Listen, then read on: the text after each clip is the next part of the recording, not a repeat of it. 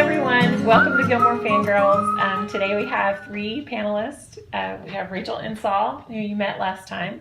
We have a new panelist today, Amanda Rhodes, and Danae Banning from last time as well.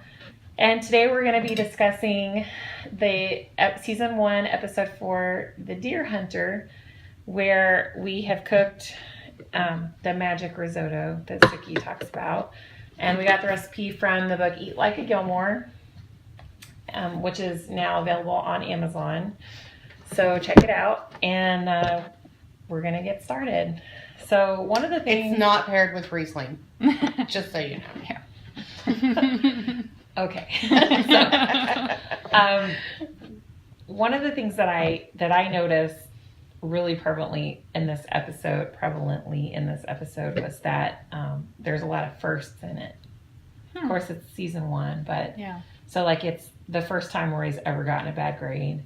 It's the first time Lorelai meets Max. First time they got hit by a deer. In Connecticut, that happens pretty often. I hear from my husband who lived there a lot and hit a deer, but he didn't get hit by a deer. So anyway, what other firsts can you guys think of? Oh, let's see. Well, it's probably the first bad review Sookie's ever gotten, and it's not even bad. But the first not great review. Yeah, it's fine. It's fine. Yeah. Sookie probably has had only wonderful reviews her whole career, apparently, because she's such a great chef. Yeah. First time Rory's late. Yeah, that's true. She's late. She's overslept. Because they always joked about how she was 30 minutes early for school. Like the first day of school, she was always like 30 minutes early and woke up Lorelai early. And she always told her mom that she had to be there like at 6:30 to meet the principal, and school didn't open till like 7 or 8 or something. Yeah, she was always early. Think of any first? I can't think of any others. Nope. I got them covered. Okay. Well, what's your favorite part of the episode?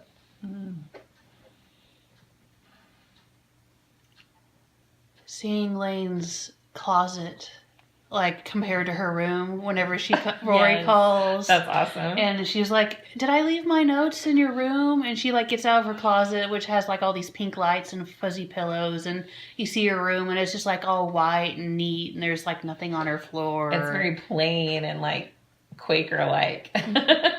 Very sterile. Yeah. Yeah. Very Seventh-day Adventist. Yes.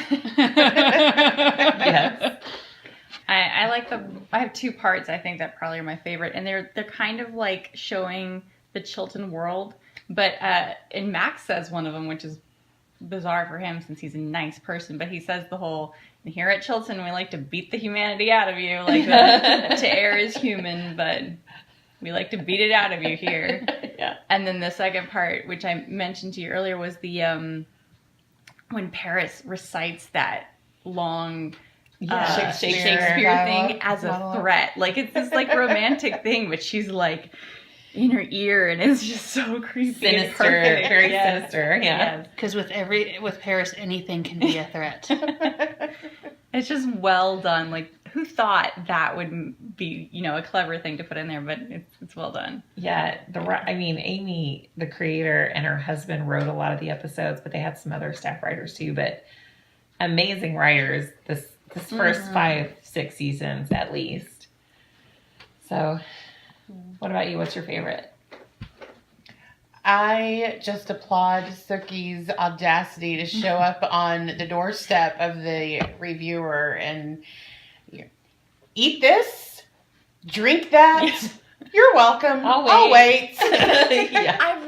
That bugs me though, because I want to see his reaction to that. Like, they never finished that part. I know. They just but like, that's it. all she wanted. It's almost like she didn't care about the review or what the review. She even said, I don't care about the review. She just wanted him to taste it so confident. He had to eat it the right way. Yeah. And I love how Lorelai is just playing along with it the entire time. Like, she never questions her reaction to it, she's just like, it's okay, Sookie. Just do what you need to do. It's okay. Yeah. Go be Sookie and deal with this. I know you'll come back as soon as you resolve this how you need to resolve I this. think for Lorelai, though, it's more of a like, there's no way she's stopping that train, Yeah. so she's just gonna whatever, you know? She just like, okay, Sookie, I understand you need to just do your Sookie thing, and I'm just Yeah. gonna let you do your Sookie thing. And they all treat her like that. They all have this like, okay, we all know what's going on. We're just gonna let it play out. Yeah. Even Jackson and everybody's just Yeah. like, oh no, something bad happened. She's not being mean to me. It's great. And then at the end with the zucchini, it's like, yep, she's back. You Yep. know, you have to pay for this, right? I'm dying to taste this. Let's taste I know, it. yeah. Let's see how good it is. all right. Very cheesy. Mm-hmm. I can taste the saffron. I We- taste basil mostly. Yeah, there's a lot of basil too. It asks for a lot of saffron, like 30 to 40 strands, but we didn't put that much in. I Probably can still needed taste more. it. I can still taste it. I put 20 in and then realized that didn't look like as much as I thought it did, and so I put another 10 in. So Oh, they're so we actually- did do 30 then. Okay. Yeah. And I taste the basil for sure, but mm-hmm. I didn't think I'd taste the saffron so strongly. I want Sookie to be here and tell us. Here, Sookie, taste this. It's probably a little overcooked, but Hmm. I like overcooked rice, so just a I tiny think bit. it's pretty good. Yeah, this is really good. Mm-hmm. So now you're just gonna watch us eat risotto for the rest And we're of supposed it. to talk about it more, but good. This is too good. I would probably come back to life and, you know, live another Mhm. 7 years to eat more of it. Yeah. Mm-hmm.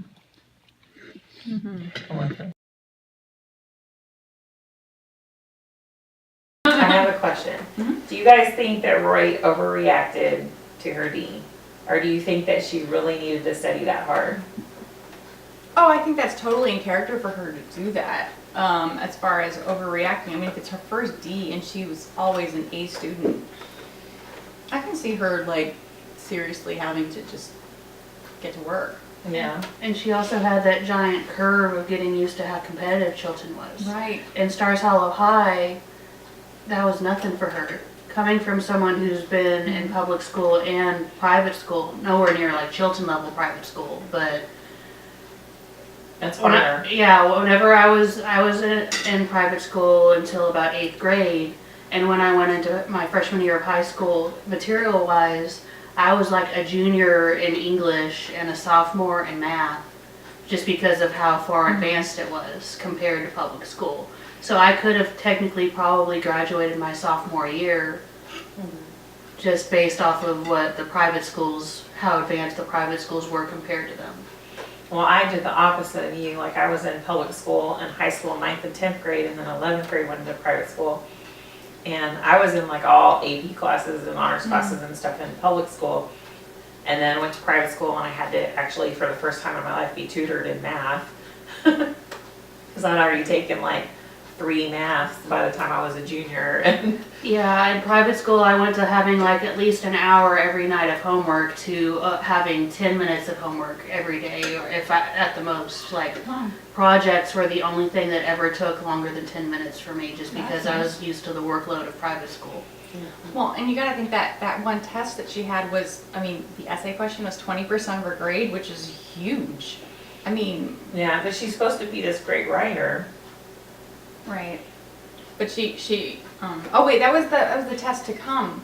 But that was what she was the studying one that they were for. talking about in the parent meeting. Yeah, the one that she failed. We don't know what she failed on, like the subject matter.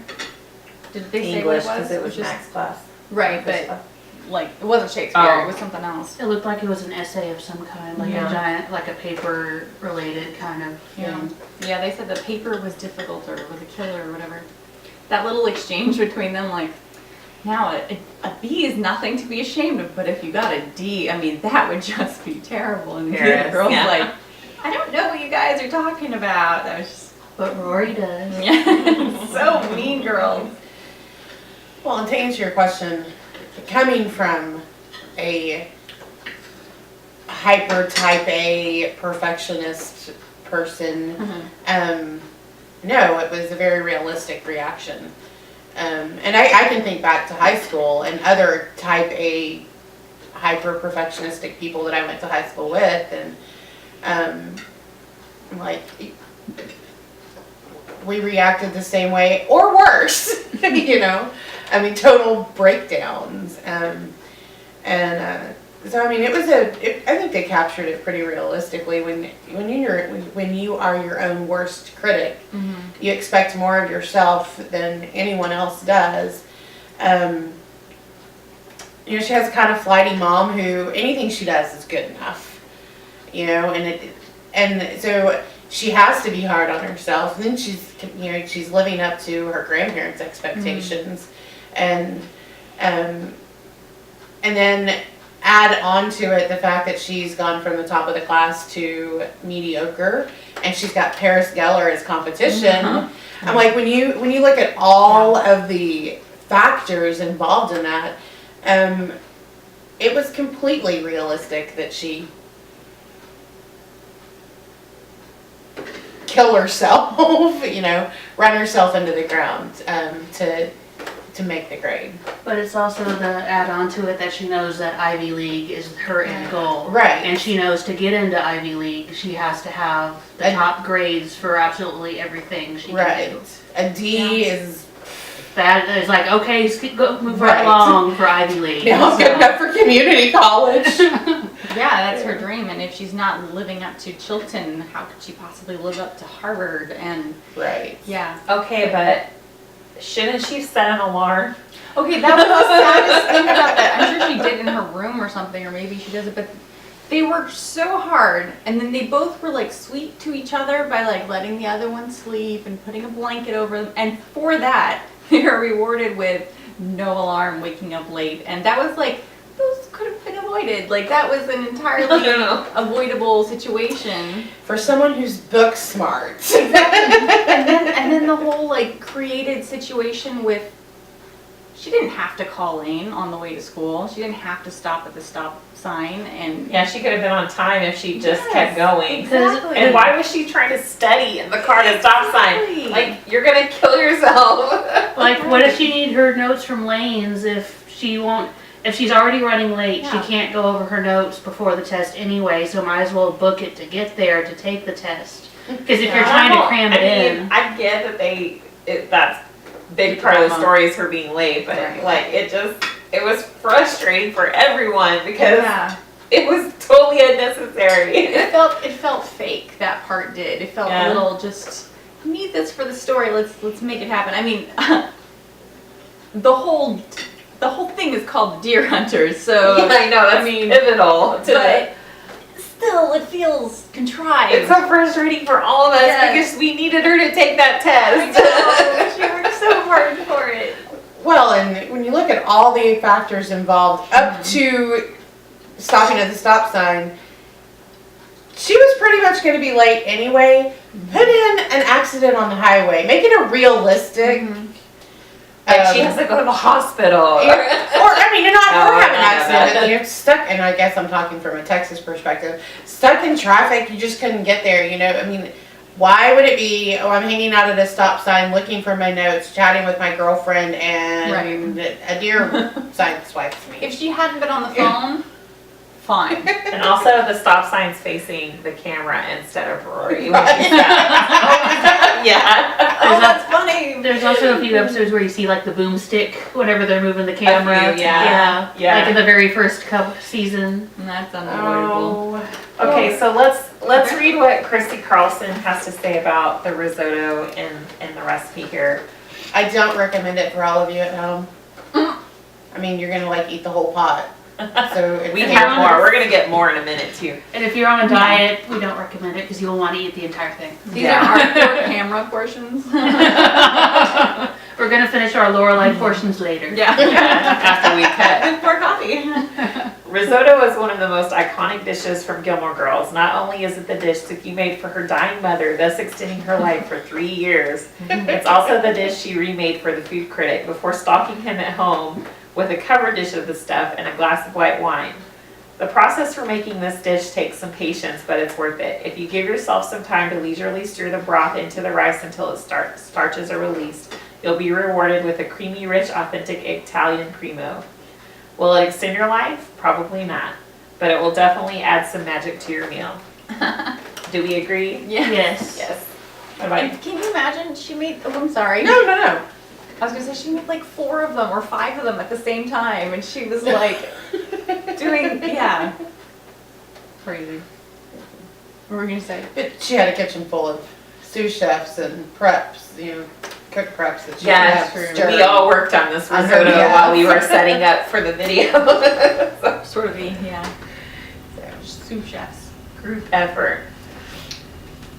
So, any other notes or comments on this episode? I have one. Okay. I thought that, okay, so there's a bunch of things that bugged me about, like, how they didn't finish the,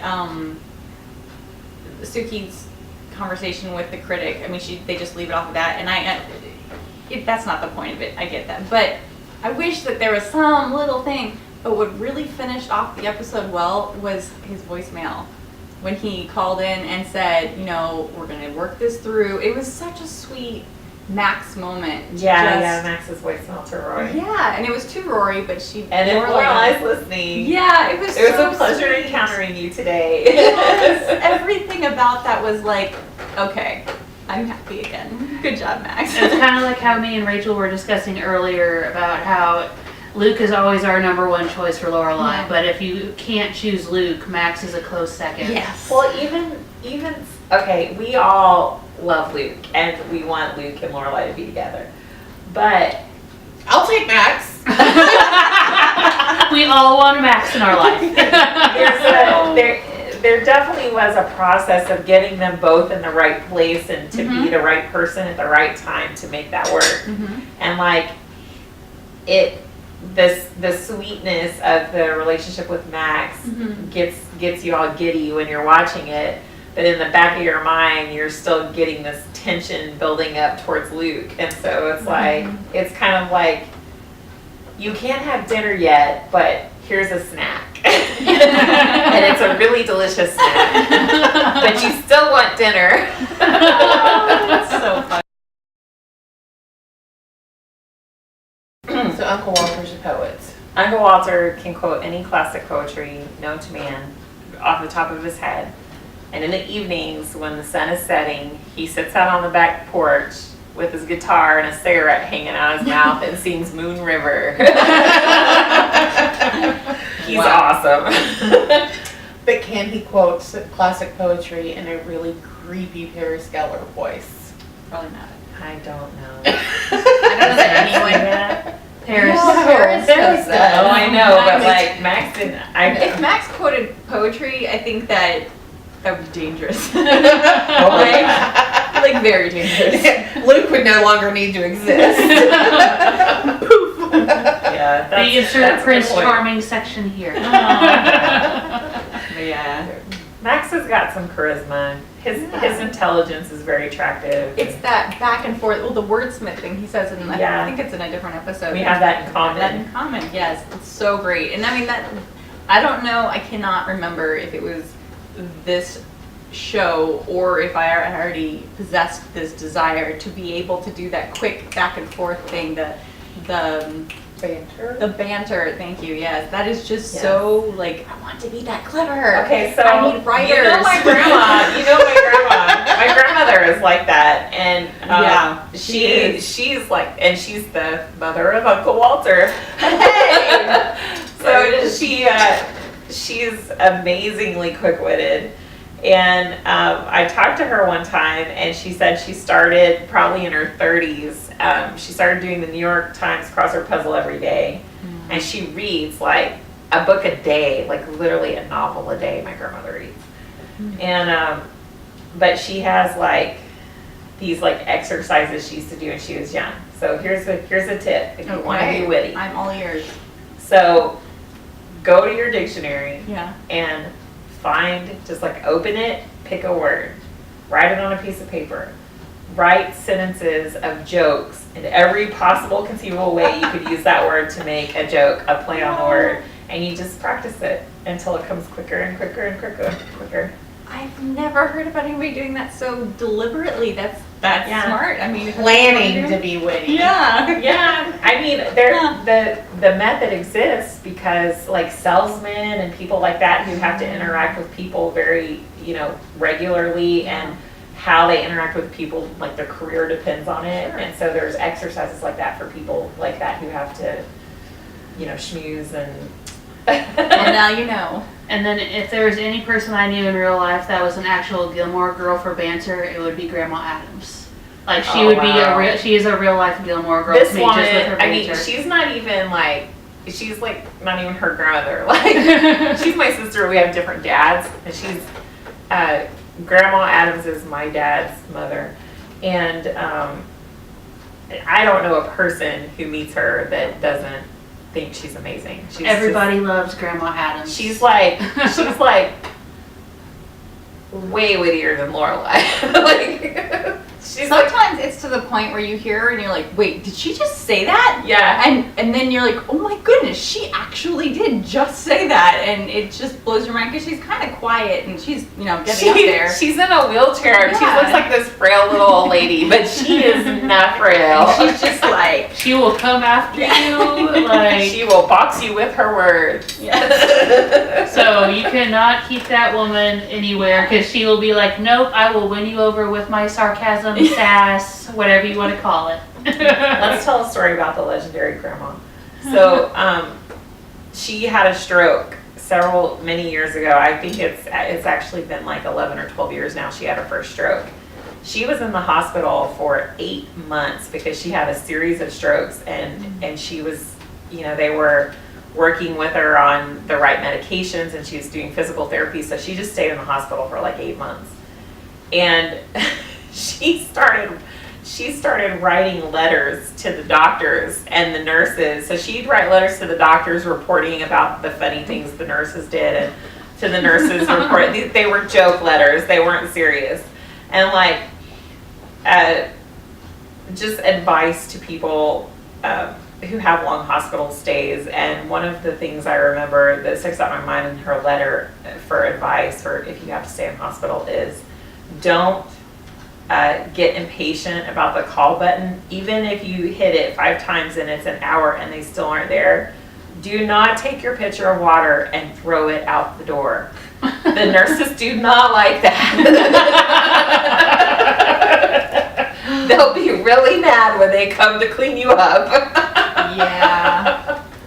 She does the same thing with the pastor at church. She writes long letters and he reads them from the pulpit because they are so funny. Yeah. With her permission, of course. But Yes. they are hilarious, and just everyone is cracking up because it's so Oh, she's clever. been writing me a letter a day lately, and she's sending me these like clippings from all of that. I need to write her back. Sorry, Grandma. I'll write you today, I promise. But yeah, this is a phenomenal lady. If I can swing it one of these days, I'm gonna try to get her to come on the show. We're gonna have to do that. That'd be a lot of fun. Maybe I'm not when we- worthy. Maybe when we discuss, maybe when we discuss a Grant episode, we'll bring her on. And Oh yes, that would be great. That's That'd be awesome. perfect. So anyway, final thoughts, everyone. This risotto is really good. To sum up, great risotto. Yeah. Max is good enough for all of us. And Tristan's the worst. Oh, the worst. The actual Absolutely. worst. Yes. Tristan. Oh.